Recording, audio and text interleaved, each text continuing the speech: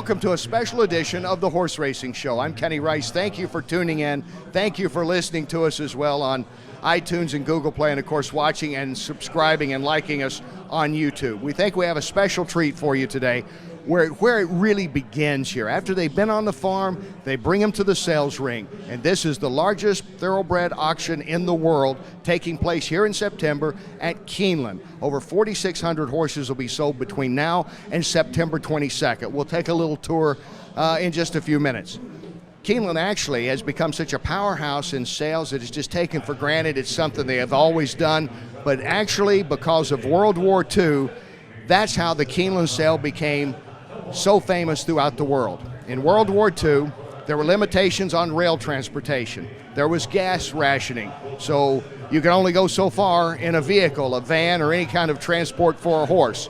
And in 1943, usually the breeders here in Kentucky would all take their horses that they were selling up to Saratoga, New York. That couldn't happen because of the limitations with World War II going on. Someone had the idea, hey, we're not too far from gathering at Keeneland. There's a racetrack there. They have a big open area. Let's pitch a couple of tents and sell our horses here. And so in August 1943, that is exactly what they did. And they had success immediately. As a matter of fact, one of the horses bought out of that auction in 43 went on to win the Kentucky Derby in 1945. That was Hoop Jr. So that's a little bit of history of the Keeneland sale. Now it's the fabric of racing as we know it today, is coming here and buying and selling horses, and that's what keeps the business going. So during this episode, we're going to kind of tour around, see who we run into. That's the beauty of this, is you never know who you're going to see, and you can tell that it has an atmosphere of being at a sporting event. Crowds gather, some are standing here, sometimes it's 2 or 3 deep. This sale used to be in July. The yearling sale used to be in July. That ended after 2003, and they had 2 days here, and they were selling $1 million horses all over the place, and sometimes you'd come in and there'd be 4 or 5 deep. You'd be standing like this to watch a horse being sold. It's not a whole lot different. I mean, there's a lot more horses, but still the big first days of the sale, which is where we are, that's generally where you're going to see the big horses sold. I can remember covering the Keeneland sale before they put up a 7th figure on the tote board. When if it was $999,999, that was it. And then they started selling $1 million horses in the mid-'80s, so they put up another one. Then they sold a $10 million horse in the mid-'80s, so they went to 8 figures. And now if they go to 8 figures, which is not expected, 7 figures for sure, they can actually put it up on their tote board, which you see right back there is one of the hip number 254, I think it is, getting ready to come in. The horse sales have always been a special place for me. It was my entree to the national television scene. I covered the 1982 sales and freelanced the story for ESPN Sports Center because a horse sold for $4.25 million, which at that time was a world record. It had shattered everything. And then that led to doing some work with ESPN and eventually, of course, going with NBC in 1999. And the Eclipse Award I won was here covering the Keeneland sale in July and then the Fasig-Tipton sale in July. They had back-to-back 4 days, and I covered all 4 of them and talked to trainers and owners and buyers and sellers. So I've always enjoyed coming to the sales. Mr. Thomas Kenny will join me now. We've got Mr. Ben Chaffins and Sir Scott Hall with us as always here. Thomas, as far as the success of this sale, there's a lot of success. You've been looking into some of the numbers, which are always pretty impressive here. Oh yeah, $370 million is always going to be impressive. Doesn't need context. But $370 million is roughly the amount of money that was spent here at the sales last year. They sold about 4,000 horses. That's serious change. Oh yeah. And it's not like that was just an anomaly. They do this on a regular basis here. 370 is the highest they've ever sold. It's about $70 million higher than the year prior. But for the most part, the sales have kind of stayed in that $200 to $300 million range over the last, few decades. That's fairly consistent. Yeah, they're doing a good job as far as I can tell. So this is your first time here, I believe, at the sales, not at Keeneland, but at the sales. What do you think about the crowd walking around and you bump into famous people and everybody's buying or selling, or at least watching people buy and sell? It kind of has this sort of buzz about it, almost like, a New York City kind of vibe. I visited there earlier this year, and it's, really kind of hustle and bustle, and, people have things to do. They're really intent on the sales. They want to see if they can get that next, Derby winner, Breeders' Cup winner, and they're willing to put down the change for it. And the change will continue to mount up here. Let's see, they're going to have over 4,600 between now and September 22nd, so maybe it'll be right around 300 million again, I would guess. Yeah, maybe even getting up into 400. Who knows? Keeneland gets 5% cut of that. Is that enough? That's not bad. There's worse. And, when you talk 5% of like 300 million, that's like real money. Yeah, more than we're making here. What are you saying, Thomas? I love you, Kenny. I love you, Thomas. And Ben and Scott. Okay, guys, we're going to take a break. We're going to find out who all we're going to catch up with here at the Keeneland Horse Sales. The July yearling sale long gone. The September yearling sale has been the place to be since 2004. That's where we are for this episode. What is it, 34? 34. 34 of the Horse Racing Show. Stay with us. More from the horse sales right after this.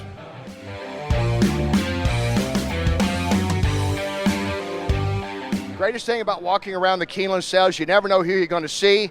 Like a pair of Hall of Fame jockeys, John Velazquez, Mike Smith, return to the Horse Racing Show. Contain your excitement. I'll tell you what, it's a different way to see horse racing right from the beginning of it before we actually see them on the racetrack. So it's nice to be here, definitely, yeah. And what brings you guys here, Mike? Well, we're here for some meetings to start with, but they got over a little quicker than what we expected, and we were fortunate enough to be able to come over here, and Bob Baffert even let me bid on one. So I bid on one, paid $600 for it, but I didn't have to sign my name, but it was a lot of fun. Bidding with somebody else's money is the only way to do this, I think. He was sweating anyway. It was his money. He was sweating. He didn't know. He didn't know. Should I go? Should I not go? He kept beating him until he got the horse. So it was an excitement moment, and see him sweating. He was sweating for somebody else's money. I was more nervous.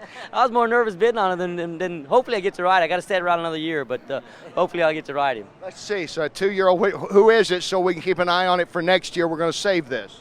Into Mischief out of America, all chocolate that ran in California that Sadler actually trained. So hopefully we'll have something.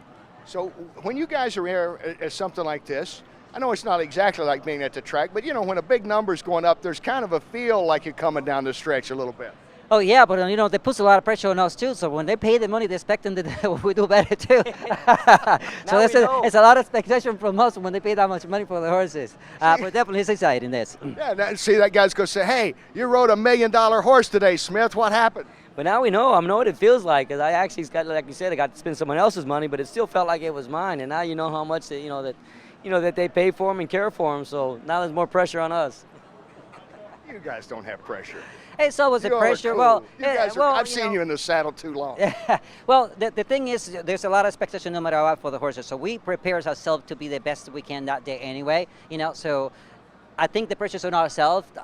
Forget about from the pressure from outside. I think we want to do the best job we can, though. So it's always the thinking that I can do it, and I'm going to perform the best that I can, and get the best out of that horse for that particular race. So it's always there. We got to have the mentality that we can do the job and do the best for that that particular race and for that horse as well. So it's always there. And that's what you guys have always done. You go. Have you ever gone into a race thinking I can't win this race, even when you know you can't win this race? No, we're so competitive, man. I always believe there's something I can do to at least get the most out of him. That's what you try to do, is just get the best out of him, and hopefully that's good enough. I was in Belmont. I saw you up at Belmont over the weekend at the conclusion of that turf Trinity. Yes. Yeah. And, I did a story, and I didn't know it up until this weekend when I started doing research, about you wearing the number 21 on your helmet in honor of Roberto Clemente, one of my all-time favorite players, the late, really? great Pittsburgh. Oh, yeah, I saw Roberto play, actually. Wow. I'm a little older than you two guys. Yes. I saw him play, but you guys are from the same hometown of Catalina? Carolina, yes. So here's how it started. I was in third grade, and I got a Roberto Clemente award. He has died just a few years before that. I was born in '71. He died the year actually I think it was the year after. He was 72 in December. So when I got the word and I got to start, the research for him, I had to do research and all that stuff. And then it stuck in my mind, the kind of person he was, the kind of the things he did and playing baseball and the things he did afterwards. So it stuck in my mind that you start thinking, it's like, it's not just being an inspiration, but doing something that you can do. And obviously now as an older person, and I've been very successful as well, so something that he give back and do so. Not just in the work that you do, but also what you do of the work that you do. So, and anyway, so I always carry that number and start doing really well, kind of put it on in my helmet and my pants. Most of it now I only have it in the helmet, which is more visual. So, still honoring for him, though. It's a person that it was an inspiration for me. Oh, that's wonderful. And you both are Hall of Famers. Not just him on the field and you on the track. It's funny because back then in third grade, I was not thinking anything of what I was going to do. I didn't think I was going to get into sports. So, but it was a person that you can follow and look up to, though. And everybody has somebody they look up to, even if it's not a jockey or a trainer or somebody growing up. I imagine, Mike. Oh, certainly. I mean, it's great to have a role model. I mean, role models kind of make you who you are, It's something to what your parents used to say when you were young, man. And surround yourself around the right people, good people, and you'll be successful, and that's what we try to do. That's why I came over when I saw you two guys. I said, I know who I'm getting on the podcast this week, whether they want it or not. I ambushed them. Okay, let me ask you, a big horse excitement down the road for you would be?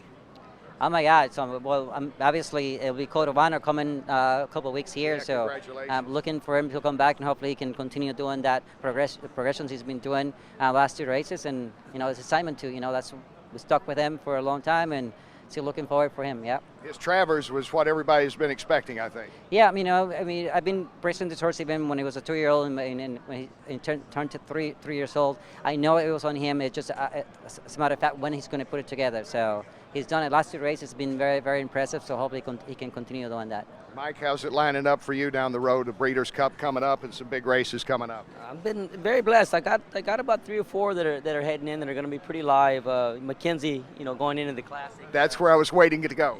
So he's a big horse right now and he's doing really, really well. So we're going to have to bump heads probably in the Classic down the road. But later they're going to get the fans want to know then they're the same race. It's about time. It sure is, and then he's ready for it. So we're excited.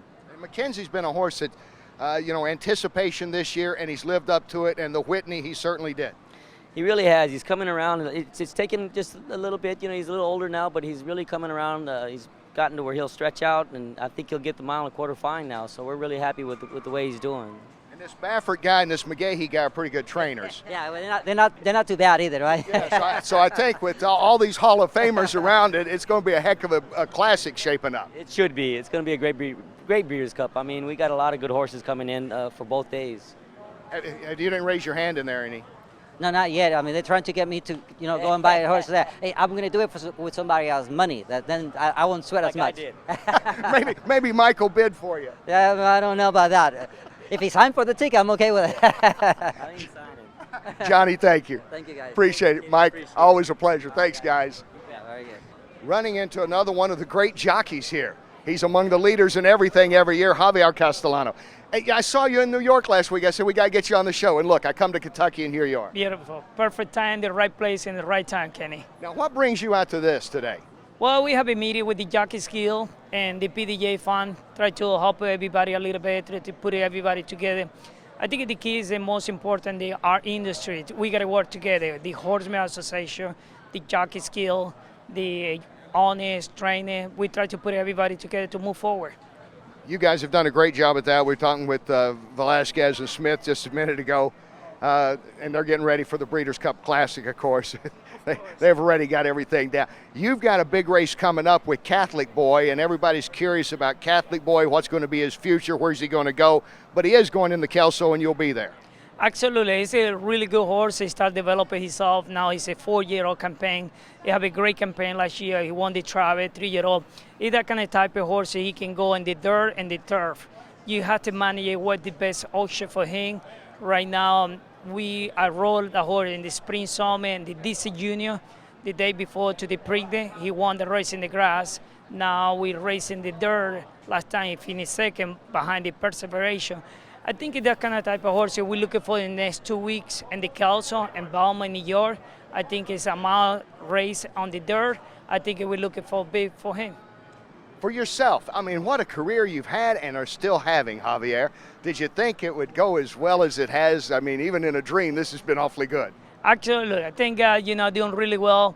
And keep the role model like Maya Smith and John Velazquez. All those old guys? All those big guys. I thought they were still standing there. Yeah, they're good shape. They're good people. They're good, great model. They get the great jockeys in our industry. And I think I'm looking forward. I try to stop the ladder. I try to follow every single step away. And as long as you keep it healthy and try to keep it, bring them up. Your approach when you go into a race, has it changed at all over the years in the way that you look at a race going into it, what you need to hear from the trainer just before he puts you up in the saddle? Everything can come together, everything you have to have a great communication with the trainer and try to play the game. You need to be out there.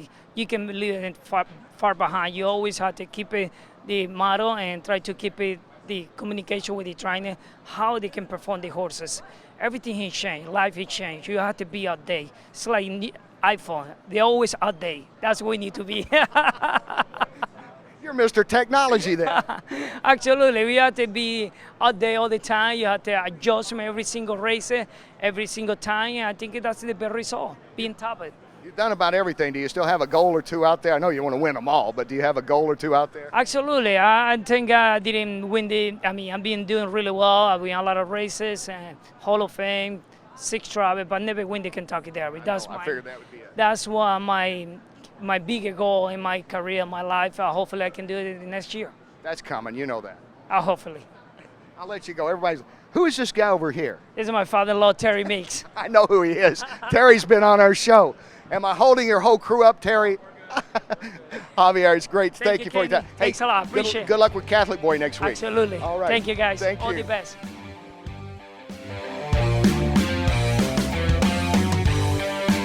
Okay, here on the Horse Racing Show now, the first ever father-son that we've had on. We had on Marc Casse, his son Norm here now, who went out on his own just over a year ago.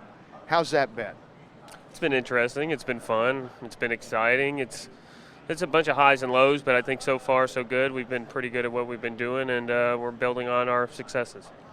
Things that you learned from your dad, from your grandfather, Norman, your namesake, who's a legend in the business.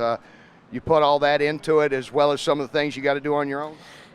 There's a lot that goes into training race horses. I think if I took anything away from Grandpa and Dad, it's just the personal aspect, knowing the people, knowing how to handle your clients, how to treat your clients with respect. And then probably on the important side of the horses, it's just patience, doing the right thing for the horses. And when you do the right things for the horses, they do the right things for you. As far as right now, you getting excited about somebody in particular? I got a bunch of 2-year-olds I really like. We won't name any names right now. They're all going to run this month. Because I'll play it back next year before the Derby and ask where they are or how they're doing. Yeah, exactly. I mean, listen, we've all been there where we think we have some really nice horses and they turn out to be just kind of morning glories. I have 2 or 3 that I really, really like. If they run the way they've been breezing, then they can be any kind of horses. So they're run this month, and hopefully they run the way they've been working. Everybody's excited about a 2-year-old, aren't they? It gets you up in the morning, that's for sure. As far as here, the sales, just kind of hanging out, checking it out? Well, you hope to go around and meet people that may have recognized how well you've been doing, and maybe they'll give you a shot, look at horses, and just potentially meet new clients. And you never know, you show up at a sale, next thing you know, you end up going home with 2 or 3. And so you kind of got to be here or people forget about you. Well, this is the business of the business is right here. I said earlier, this is where it all starts, is right here at the sales. It really makes a big difference about who you know, and just a lot of it has to be being at the right place at the right time. What's the best advice you've given to Marc? How about that question? You know what? Honestly, I don't know if I've given him any advice, but we both learn from each other. Us working together, we went from just being a Woodbine-based training operation to Dad winning Triple Crown races and stuff like that, and that always a team effort at the very, together we learn from a lot of our mistakes, and that's basically what we did. I guess the thing that I always kind of harped on Dad about is just like not just taking a loss for what it is and trying to learn from that loss. And I feel like the reason why we've become the way we are is because we do that. I know he's given you some pretty good advice, I'm sure. Yes, we've worked together very well. And that's what I always loved. I always loved how you celebrated the big wins. What was it like this year when he wins with War Wheel the Preakness and Sir Winston the Belmont? And you're watching, you're not right there side by side, but I know you're there. Just very proud of my family. The cool thing about War Will was that my uncle picked him out, so it was really a family affair. My uncle went over to France and picked him out, and then, of course, Dad won the Preakness. And obviously you're a little disappointed because you're not a part of the team anymore, but you just kind of, know that you were part of it because you got to be part of getting them to that point. So it was just a great year for those guys. They didn't send you a black-eyed Susan and a carnation in the mail? I got that from my wife. She's from there. That was the coolest thing about it, is for them to win that big race where my wife's family's from. Yeah, that was good. I think Mark might have had a little bit of mixed emotions because War Will was such a gamer to win and go all the way through. He only won, I believe, he went all the way through the Triple Crown. Yeah, he was the only horse to do it. And Dad, he's known for, not sitting horses out. Right. So he ran the horse in the Belmont. He didn't run his best race, but of course he won the Belmont regardless with Sir Winston. But you got to give Dad credit. A lot of these guys want to sit on their horses. It's called horse racing. He lets his horses run. Great to see you, Norman. Continued success, all the best. We'll get you back on again and talk more about those 2-year-olds next year. I hope so. Thank you very much for having me on. All right. Always a pleasure. Thank you. Walking around, you run into old friends. We go back a long way. This man has been over sales and over racing and everything else at Keeneland over the years, and has been a good friend to me, Rogers Beasley. You've seen a few of these horse sales, Rogers. Has anything changed as far as the excitement and the anticipation? Now, horse sales are the most fascinating business I was ever around. I mean, racing is fantastic, but horse racing, Wayne Lucas used to say it's the greatest form of poker. I mean, every time you raise somebody 20,000, somebody's raising you 20 or 50,000. It's more than, the World Series of Poker. But you don't really know what's going to happen for at least a year and sometimes 2 years as to whether that was really a worthwhile bet, not in 30 seconds, It's a fascinating business, but the great thing about Keeneland is they are selling to, 46, 48, maybe 50 countries. So this wide group of people every year that come here to buy the best horses in the world, we think. And Keeneland's done a great job of managing, of getting the right horses in here. They just recently had a great renovation here in the back. I'm sure you're aware of all the barns, which I think they've done a fantastic job. So it's all been good, but sales are fantastic. Well, I was always drawn to sales early on as much as I was to the racetrack, because when you come in here, and this is in the early days, I remember when Keeneland had to add a digit up there. Remember that, when they had to put the 7th figure up there? I can tell you all about it. I was the director of sales then, and we sold a horse for $10,200,000, and Tom Caldwell was the auctioneer, and he looked up when we got to the 10, and we couldn't do the 10, and he said, George, talking about George Swanbot, who was the original auctioneer, said, George, are you watching me now? And we got to 10-2, and afterwards Ted Bassett, who was the president, came out and pounded the tail on him and said, God, blankety blank, why don't we have an extra number on the board? I thought, I'll do it. And so next year we did it, and we sold one for $13 million. So there you go. But I don't think it's been used since. Those were the glory days. I mean, honestly, it's like everything else. I don't think they'll come back again, but we just saw a 2.9 sold as we were walking down this way. That's real money. And, this $2 million is still real money. It's real money. Listen, $100,000 is real money for a horse. I tell everybody, you don't think it is? Write me a check for it, okay? $50,000 to me is real money for a horse. It's a lot of fun, though. This is a great place. As far as, the people are still coming, the buyers are still here, ebbs and flows, but what have you noticed about the market over the last 5-6 years, Rogers? Well, I think what happens is that people are a lot more particular about their horses. They go through a lot more veterinarian scrutiny, as consigners will tell you. Part of that's because, and this is not a complaint on my part, but when stallions are being bred to 150, 160 mares, whatever, and you've got 120 for sale, if you don't like this horse by a stallion, there's another 75 to look at. So it makes it, makes it a little tougher when you're trying to sell one like that. That's not a knock against what they're doing, because they're spreading, and great sires need to have as many horses as they can outside. So it's just a noticeable difference. That's all. And there's talk about everything, including maybe limiting some of this. I just wonder how that's going to play out. It's in the discussion. You can only have so many that you're going to be able to breed to your star stallion. Yeah, it was interesting. I think I saw something in the TDN the other day. A fellow from the Standardbred business was it TDN or the Blood Horse or one of those things? Yeah, but it was interesting. Interesting. So it gave food for thought, and I'm not sure that I'm up to date enough to discuss that, but it was good food for thought.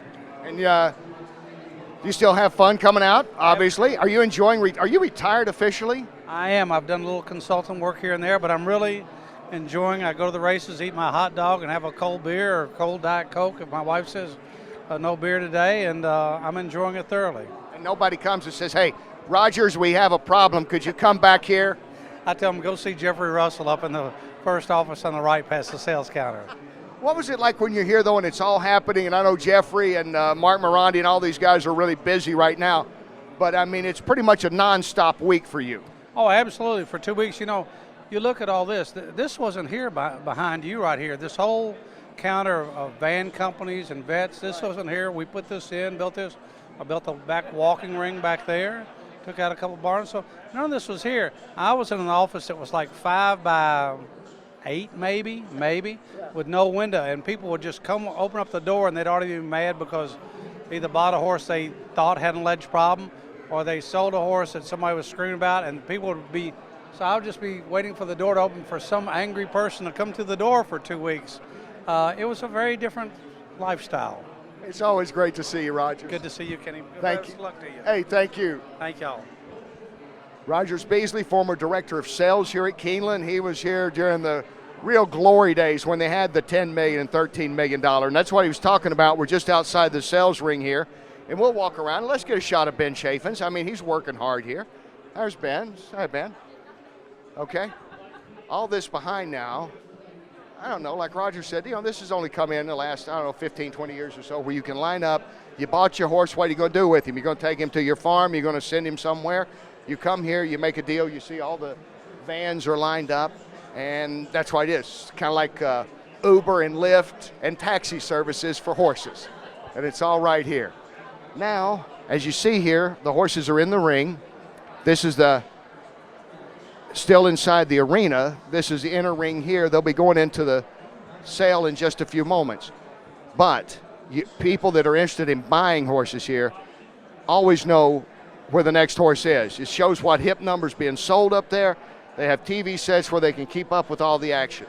Now we're going to walk outside and take a look at the outside sales ring. You heard Rogers mention that. That's one of the relatively new additions. I don't know, it's been here at least 10 years or more. So we'll walk out this way. Now we're just outside the outside sales ring. They'll bring them in here, walk the horses around. You see behind us, people will line up here.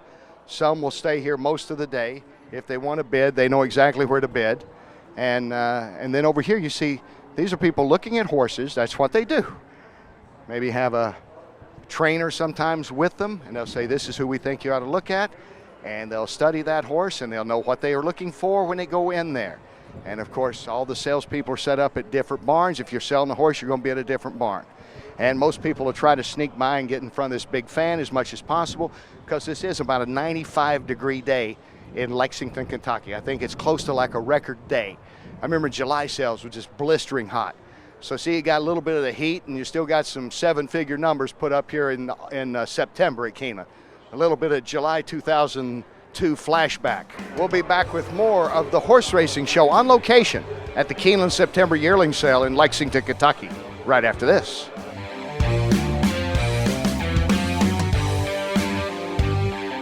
Welcome back to the Horse Racing Show, one of our favorite people, appearing now for the third time on our podcast. Marc Casse, of course, with 2 big wins this year with War of Will in the Preakness and Sir Winston in the Belmont, and War of Will getting ready to get back in action in the Pennsylvania Derby. How's he been? He's doing great. We have him at Belmont. He had a really good work the other day, so we're ready.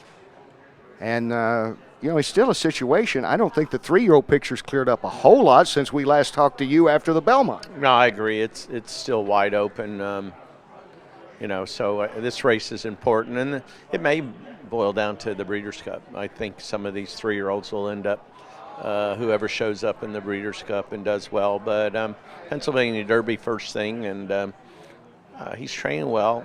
So it's going to be a good race. I think Maximum Security is supposed to be there, so they're old buddies. I was going to ask, does it add more to it? You had to have the race anyway. You're looking forward to get another race in. Pennsylvania shows up, and now maybe if Maximum Security shows up, I won't be the first to bring this up. No, we just want to win. We don't really care who's there, but I think it brings some intrigue to the race for racing fans. Oh, you know it. Yeah, so that's always good. It's a little Red Sox Yankees, maybe. Yeah, maybe. Hopefully we can come out on the right side of this one. How about Sir Winston? What's up with Sir Winston? Sir Winston's doing very well. He's at our training center in Ocala. He's back training. Looks great. Put on about 100 pounds. I want to try to get a start into him towards the end of the year, so we could possibly be, ready for the Pegasus maybe, and then Dubai and Saudi Arabia, those big races. So that's the plan. I just would like to get one race into him by the end of the year. If everything goes well with War of Will in the Pennsylvania Derby, Mark, do you think about, is this move? Can you get one more in before the Breeders' Cup Classic, or would that be it? No, if he were to run well in the Pennsylvania Derby, then I think we would just probably go straight to the Breeders' Cup. We're trying something a little different. I felt like his race in the Derby was really good. I think he was on his game, and we came into that off of like 6 weeks, I believe. So that's why we went ahead and gave him a little more time. We didn't come back in the Travers. We gave him some time, and I think he likes it. The one thing he really likes is cooler weather. So he really thrived in Saratoga, and even at Belmont now it's been a little cooler. So I just hope we'll have a halfway cool day at Parks. That's kind of important for us. Okay, so you got your computer. I walked by earlier. You're doing all your work. You're looking at the sales catalog and figuring out all your races and everything else, all at the tip of your finger. It's modern technology's fun. Yeah, it's actually amazing. I have all my training charts on here. I get videos of our horses breezing, and if you opened it up right now, you'd see I have like 5 condition books that I'm going through. So, and then of course on my iPad I've got the sale. How's this sale going, do you think, so far? I know we're in the early stages, day 2. Well, 4.1 million. Well, wait a minute. As I just asked, the Hips 274. Who was that? Was that same Curlin? Curlin? Yeah, 4.1 million. So far they've been out of my price range. I think I answered my own question. Yeah, it's good. What would be the price range? I mean, what's the price range in reality coming in here for most people? Not everybody's going to be throwing 7 figures out. No, you know what? It just kind of, when, we buy for different people, and it's what you're trying to achieve. We've had tremendous success buying, cheaper horses. I was going over some numbers today with a friend of mine. I think we bought 5 or 6 horses that went over $1 million for less than $50,000. So we do, when you're playing with these big numbers, you're looking for big stallion deals and prospects. But it's no different. These are the home run hitters, and the problem with home run hitters, they hit home runs, but they strike out more than they hit home runs. Where me, I kind of like getting those guys that hit singles, and every now and then the single guy will nail one and he'll pop it out of the park. So, we bid on a couple. We've been outbid here, but you'll see us more active next week and the week after. Yeah, and as we point out on the show many times, because people automatically think, well, if you buy a big horse, that means big results. Only one Kentucky Derby winner ever sold for 7 figures, Fusasi Pegasus. Well, if you look, just any recent success, the big numbers haven't been that successful. A lot of times, big numbers brings big disappointment. Personally, I like to spread it out a little bit more, and because I always say there's not a big difference between a $200,000 horse and a $1 million horse. But 800,000. There's a big difference in the price you have to pay, but not a lot of difference when you put one horse against the other horse. And it's my feeling is, a A horse or a B horse can still be a Derby winner. It's tough if a F horse or a D horse to be a Kentucky Derby winner. But there's not a lot of difference. So it's just a lot of what you want to do. Obviously, we have a lot of foreign money here now, and for the most part, the world's a richer place. And it used to be, not that long ago, if you came to a sale and you had, we'll say, $500,000 to buy a horse, you could pretty well buy anything you want. That doesn't work anymore. And like you said, and I think this is right, make sure I'm getting this right, a lot of these $4 million, $3 million horses are going to sell in the early couple of days here. That's almost not long range, not even talking about getting to the track in a year or two. That's talking about going to the breeding farm in 3 or 4 years. Well, yeah. Well, what happens is when you buy those type of horses, you're hoping if you're successful, they can be worth $25 or $30 million. It's tough. It's tough to go and buy a horse for $25,000 or $30,000. They just don't have the pedigree. For the most part, no matter how successful they are, there's a limit to what you can get later on. Now what we're seeing is a lot of these owners are buying in partnership to spread out their risk. And the thought is there, look, it's just as much fun to own a third of one or a quarter of one as all of one. And if we're right and we're successful we're going to get big money. We talked earlier to a guy named Marc Casse, I believe you know. You've heard of him. He was just talking about how one thing he missed a little bit was the team effort, and I kind of miss seeing him right by your side this year, but he's doing well on his own. He is. He's doing well, and I keep an eye on him, and he had a nice winner the other day at Kentucky Downs. So it's a different deal. When you're on your own, he's got his stable, and where for us, we're more of a big team. We have horses all over North America, and we have a lot of action going on, where when you only, you have, 25 horses or 30 horses, you don't have all the action. But sometimes that's okay, too. Sometimes I wish I didn't have as much action. Reminisce. I'm not complaining, so, yeah. You don't sit around and long for those days 30 years ago. No, not really, but I did enjoy Saratoga running 5 days a week versus 6 because it allowed us a little more family time. People didn't, a lot of people didn't understand, not just for the trainers, but for all of the people that work on our teams, plus all the people that work at the racetrack. It's very difficult to go 6 days a week. There's just not, there's no time, and so we did enjoy the 5 days a week, and I hope Saratoga stays with the 5 days a week. I think the fans enjoyed it too, looking at the attendance and looking at the pari-mutuel hand. It did. It gives you, when you're working 6 days a week, the one day you're off, you're catching up, doing all the things you couldn't do in those other 6 days, where with 5 days, you catch up on one day, and then you actually have one day to enjoy. Have a life. Yeah. A little bit. Little one, not a lot, but a little. What else is coming up now? Who else can we look for down the road? We've talked about obviously coming up with the Pennsylvania Derby and War of Will. Well, we have a big weekend coming this week. I'm on my way to Toronto. We have got Stormy. She probably, I would say, will be the favorite in the Woodbine Mile.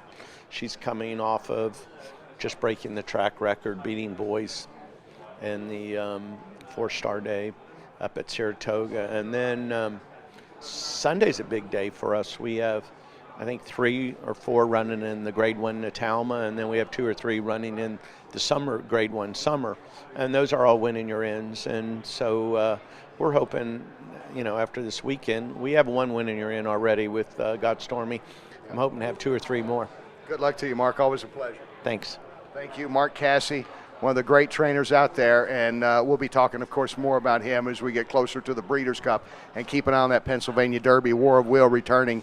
Looks like maximum security will be there to take him on. We'll be back with more of the Horse Racing Show right after this.